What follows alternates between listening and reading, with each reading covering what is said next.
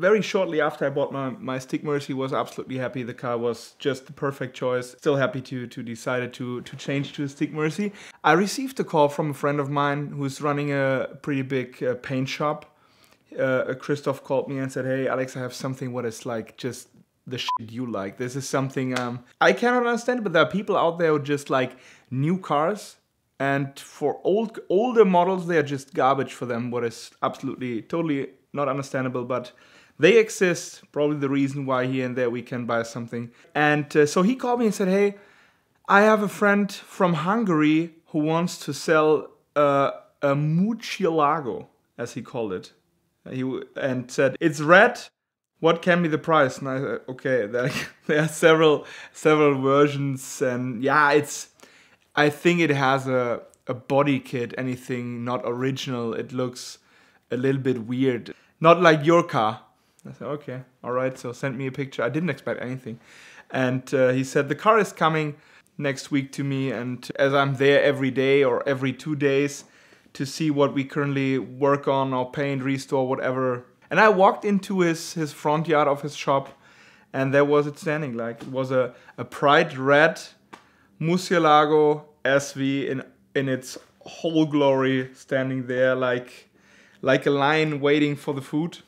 Absolutely incredible. We'll never forget that moment. Like, it's, and in red, also Andromeda, it's an incredible looking car. Walked around the car, couldn't even imagine that there is a, I've never seen a red Murci SV before in real, and then this car was standing there. My intention was thinking about, hey, should I just add a Murci SV to my Murci stick first gen, or should I sell this one, probably keep a Murci SV, but I just wasn't done and will never be with the first series. So anyway, we just talked about it, and he said, yeah, the car had a damage, and so he took it on the lift, and I said, wow, that's absolutely, it's incredible. Like, you cannot really see anything big. Like, you could see that it was a US car and that it had European front fenders, but properly on the car, just adjusted perfect. Here and there you could see the car. There were screws, just for example, the spoiler in the back was taken away at some point. You could see there was worked on the car, probably for service, but nothing bad. Everything was straight. The car had no lights on. The car was behaving well. Just and with the difference between a standard Murci. Let's take any E-Gear, which is still a great car. It's still a Lamborghini, and so it can't be bad. But like with that Alcantara, with special that color game with that carbon fiber and bright red, the carbon inside, and these bucket seats, that just makes a big difference. Just feeling wise, it's probably not that much faster than a 640, a good one, but it just is another car. And especially looking for me, like, as I'm a 90s kid and a fan of FIA GT and GT1 BPR racing, it just looks for me like a modern interpretation of a GT1 version of the Murcielago. As everybody of us always thinking, if I would have more cash, like, let's just buy everything. It took me a while, and then he wanted more money, and so we were going back and forward. It was just a point where I thought, hey, I'm so happy with my stick car and have small kids and have to run a company, and I'm not a collector, I'm basically a user. Drive every car I have, and believe in, if a car is standing for too long, it just has to go. Doesn't matter what it is. Yeah? But anyway, so, and I took pictures, and it just, that was in August. I think it was August 2021. And it took me a while to just do some research. And I can remember back in the day, I was sitting in my office just going through the VINwiki page, and there was this SV registry. And just by accident, I found pictures of that red car with a VIN number, and there was a big difference. I recognized in my pictures that the car had that black in with the number 257 out of 350. That's nothing major, nothing special at this point.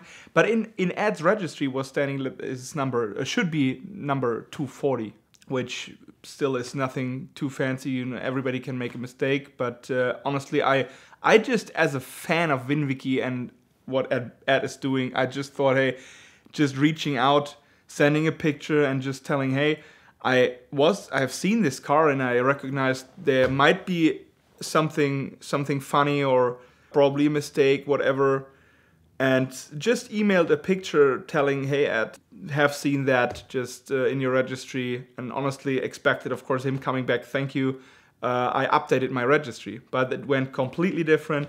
He made back and said, hey, 257 is a black car down in Florida, so it can't be, but is this car available? Like, is it for sale? I was, at this point, pretty much excited. Like, it wasn't about selling a car, that was about, hey, we are talking like to Ed Bolan about a Murcielago, like the guy of Murcies, and like someone who achieved that the Murci is back in mind as one of the greatest cars what it is, but it really took so much effort, I guess, for him to bring back into mind people that this car is worth to get all these attention what it gets nowadays. But as a real lover, you just love a car also if nobody else does. And I called my friend Kristoff after 3-4 months of not doing a decision, basically the decision was not to buy, because I was so happy with my stick Murci, and at that time I just didn't need another Murcielago. He said, yeah, it's standing in Hungary again, the guy wants more money now, or probably not, and I said, yeah, can you just give him a call and just ask if it's available. That was probably one of the easiest, coolest things ever organized. It was a Saturday afternoon.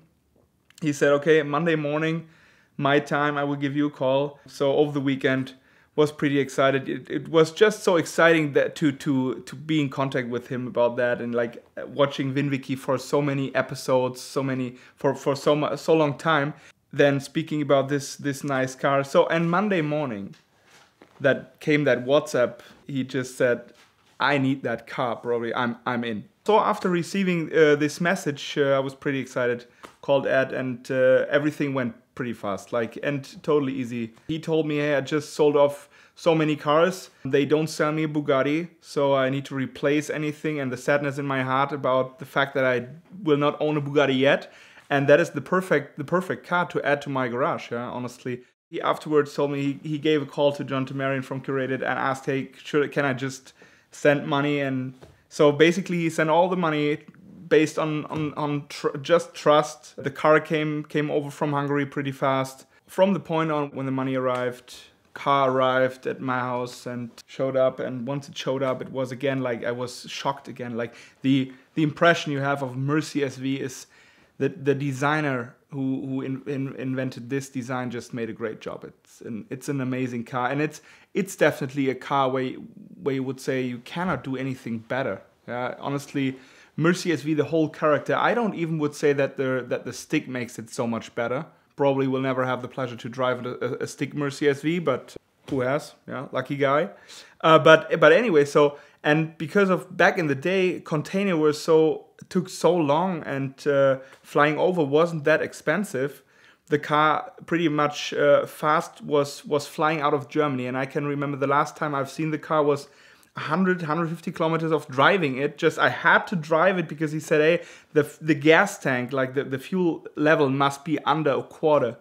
But the car was almost completely filled up because the Hungarian guy said, hey, I do not sell a car with no gas in the tank. You trusted me, send me the money, thank you. Okay, so that was my memory of driving a Murci just because I had to. It was a job, and was pretty happy afterwards to see all the videos Ed made on YouTube. So honestly, I have to thank Ed as much as I can. Didn't even expect that, but because of this video on what he did on YouTube, and because I had the luck to just sell a Murci to probably the biggest Murci connoisseur on the planet, I probably met so many more guys in the US and Canada who we did business with. Not only dealers, private people we helped to find cars in Europe, which is one part of our business, but also great guys like our good friend Matthew Ivanhoe, Doug Tabbitt, great guy as well. Casey Putsch, not to forget him, absolutely great. Had a blast with him on the German Autobahn with his Murcielago back in the day. So I have the best memories on that Murci SV, and as at least I probably sold another 100 cars because of this one deal. When you're buying a pre-owned car, it is critical to get a professional mechanic to inspect it every time. And so the Lemon Squad is the easiest way to do that and the most affordable. Generally within 24 or 48 hours, they can get somebody on site anywhere in the country with their nationwide network of trained professional mechanics that are going to give you a ton of pictures and a full report of exactly what's going on with this car. It's a great way to avoid scams, and it's a great way to get a very clear picture of the car that you're buying, and this ammunition can make you the shrewdest negotiator of all. It also makes the drive home a whole lot easier and keeps a little bit more money in your pocket, and I know that you'll love the results from the Lemon Squad. So check them out now at the link in the description below for a special discount and to make sure that you're buying the car that you think you are.